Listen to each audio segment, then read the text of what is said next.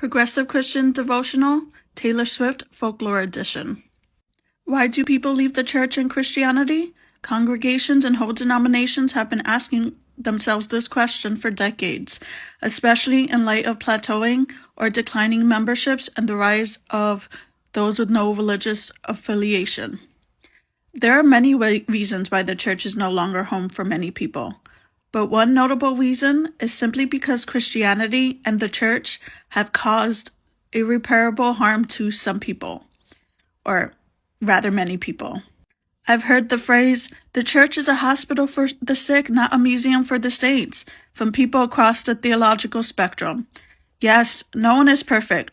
The church, like other institutions, reflects that truth. But let's be honest. That phrase has become an excuse to try and guilt people into attending toxic, harmful churches. The fact that the church is filled with imperfect people doesn't give it a free pass to actively harm others. And too often, the church is a safe place for abusers and the power-hungry, not the vulnerable and marginalized.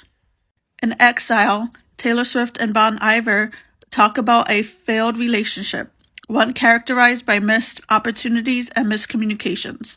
But more importantly, the song captures the longing and loneliness that comes with reflecting on a relationship that at one point felt like home, but no longer does.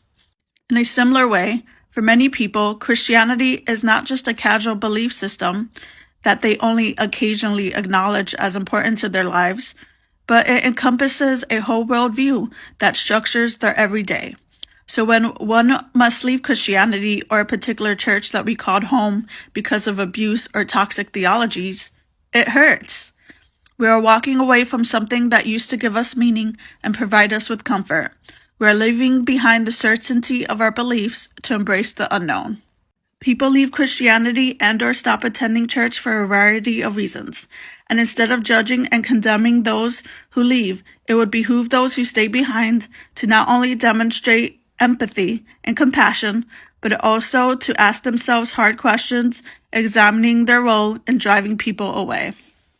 Prayer. God, you know how deep this wound that we have received from the churches. You do not judge us or minimize our pain, yet you journey with us.